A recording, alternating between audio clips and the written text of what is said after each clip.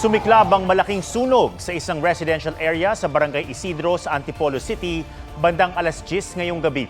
Umabot sa ikalawang alarma ang sunog na kontrolado na ngayon. Wala pang impormasyon sa sanhi ng apoy at halaga ng pinsala. Naghain na ng reklamo ang DJ at influencer na si Jelly Au laban sa kanyang fiancé na nanakit umano sa kanya. Nagtungo siya sa tanggapan ng NBI sa San Fernando, Pampanga kasama ang ilang kaibigan. Hindi muna siya nagpaunlak ng panayam pero sa social media, nagpasalamat siya sa lahat ng nagdasal at nagpaabot ng suporta sa kanya.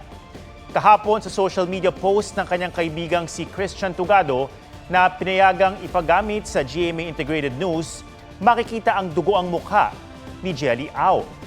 Nagtamo rin siya ng mga pasa at sugat.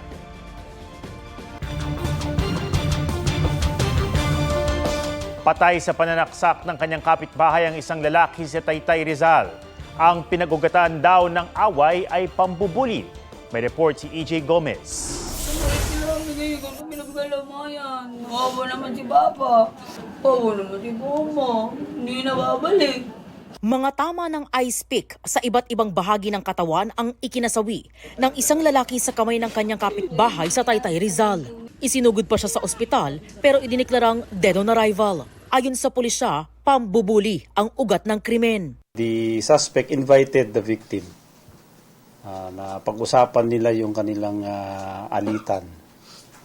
But unexpectedly ay bumunot siya ng ice pick at yun nga, pinagtataga niya itong biktima.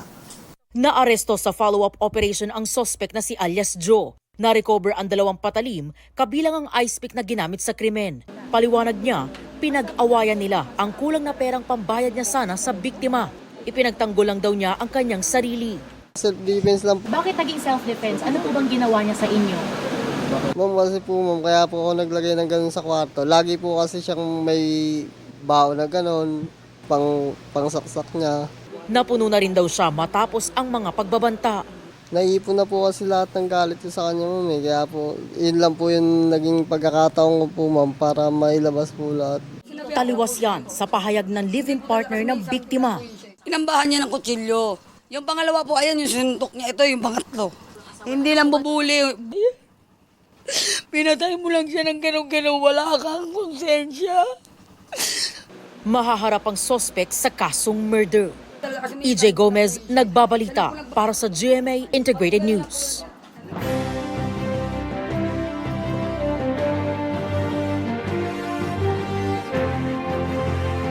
Nagdaos ng proclamation rally sa San Juan ng PDP laban para sa kanilang senatorial slate.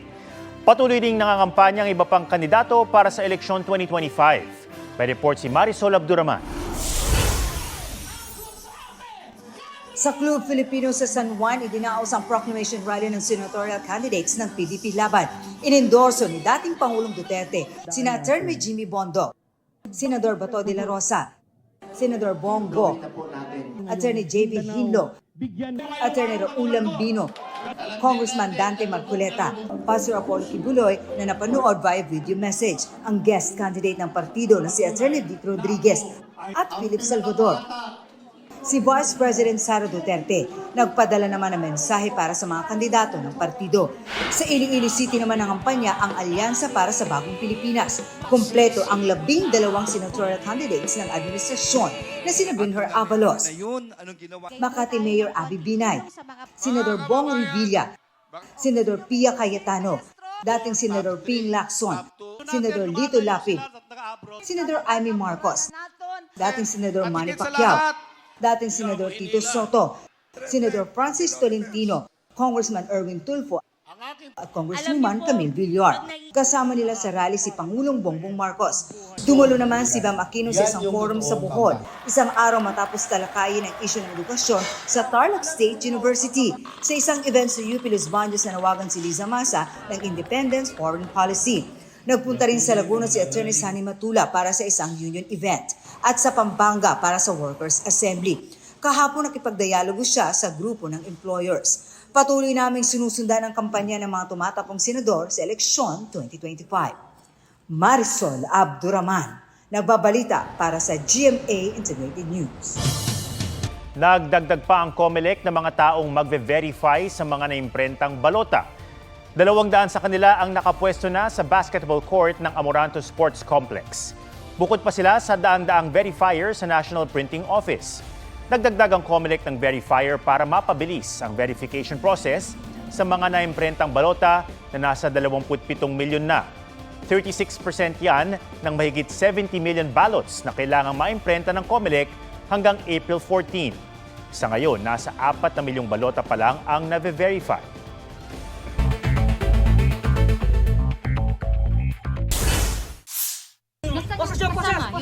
Lalaki sa Tarlac na ng blackmail umano ng dating nobya gamit ang maseselang video. Arestado. Pinagpipilitan daw ng sospek na makipagbalikan sa kanya ang dating kasintahan.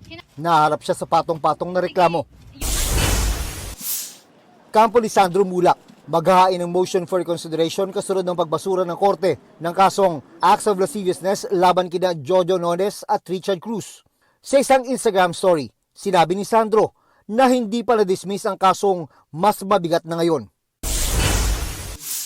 Dating COVID-19 testing czar Vince Dizon, itinalagang bagong Transportation Secretary Jaime Bautista, nag-resign para tutukan daw ang kanyang kalusugan. Kalusugan din ang konsiderasyon ni Doc Willie Ong, kaya umatras na sa pagkasenador sa eleksyon 2025. June Veneracion nagbabalita para sa GMA Integrated News. Kahit ambulansyang may sakay na pasahero, tiket ang inabot dahil sa pagdaan sa EDSA busway dahil hindi umano emergency case. Ang isa namang sinetang rider nag-counterflow para makaiwas sa huli. May report si Rafi Tima.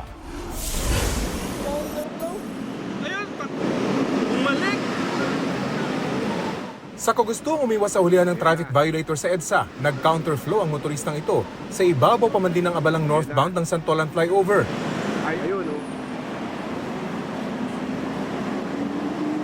Pero hindi na siya nakawala matapos habulin ng mga operatiba ng Special Action and Intelligence Committee for Transportation o SAIC. Batid naman daw niyang mali ang kanyang ginawa, kaya nang tanungin kung bakit siya nag-counterflow. Wala sa katuwiran sir kaya hindi ako pwedeng makatuwiran Alam mo naman sir, tayo mga Pilipino, kung pwedeng takasan minsan ng problema, parang ganun Dagdag na paliwanag ng rider, natakot daw siya nang makita ang mga operatiba ng SAIC. Nahuli na raw siya nito lang nakaraang Disyembre at nagbayad ng 5,000 piso. Pero dahil sa kanyang ginawa, bukod sa 5,000 penalty, magmumulta rin siya dahil sa reckless driving at pag-counterflow sa EDSA. bumalik. Karamihan sa mga nahuli ng SAIC mga motorcycle rider. Kadalasang idinadahilan, bahagya lang naman daw ang pagpasok nila sa linya ng EDSA busway. Hindi rin ligtas maging ang ambulansyang ito na bagamat may pasyente, hindi naman daw emergency case kaya sinita at tinikitan pa rin ng SAIC. Paalala ng SAIC, hindi lahat ng ambulansyang may sakay na pasyente pwedeng dumaan sa busway. Tanging yung mga may matinding emergency lang daw ang kanilang pinalulusot. Sa loob lang ng mahigit 2 oras na operasyon, 30 violators agad ang nahuli ng mga operatiba ng SAIC.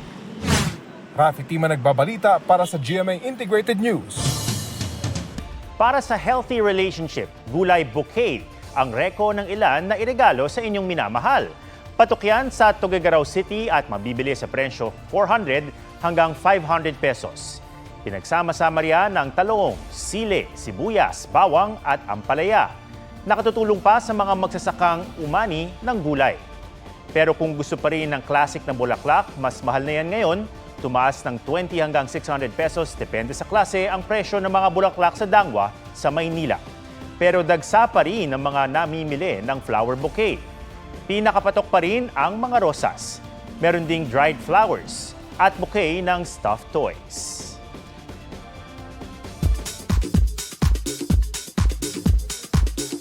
Bianca Umali, itinanggi ang issue ng billing sa pelikulang Mananambal, kung saan niya nakasama si superstar Nora Honor. May nagkalat kasi na parang gusto raw ng kampo ni Bianca na same billing with Mamagay. I am shocked by the question po, no? But I would like to handle it as professional as possible. Recently, naging viral yung isang part ng press conference ng Mananambal the Healer. And sinagot mo yung billing issue na binato sa'yo. Kwentuhan mo ko, anong nangyari ba doon? I was shocked. It became an emotional moment for me. I think the bottom line of the message that I want to convey during that moment was just to say that to be working with our superstar and with our national artist is already an honor. And that is everything I need. Everything else that comes from it, the billing, even the award that I won, is already a bonus na lang. Ang hard work ni Bianca sa pelikula naging daan para maiuwi niya ang Best Dramatic Actress Award sa Jinseo Arigato International Film Festival. Barbie Forteza goes to South Korea. Ibinahagi ng Kapuso Primetime Princess ang kanyang food trip, pagbisita sa iconic Starfield Library, at pagtambay sa Dog and Cat Cafe. Aubrey Carampel nagbabalita para sa GMA Integrated News. Sunod-sunod na inundayan ng saksak ng lalaking iyan ng isa pang lalaki sa loob ng internet cafe sa Cebu City. Ang biktima naglalaro noon sa computer. Agad tumakas ang suspect na naaresto sa follow-up operation. Batay sa investigasyon, napagkamala ng suspect ang biktima bilang police asset na nagsuplong sa kanya noon kaya siya nakulong. Sinampahan ng reklamong frustrated murder ang suspect na nagsisisi raw sa nagawa. Umamin din siyang nagdroga bago ang krimen. Nagpapagaling sa ospital ang biktima.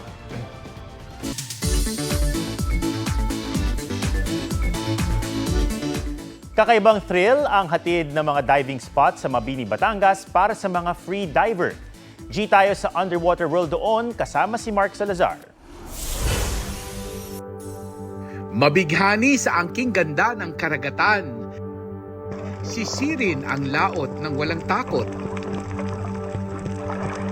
At umahon saglit sa mga problema. Yan ang hatid ng free diving.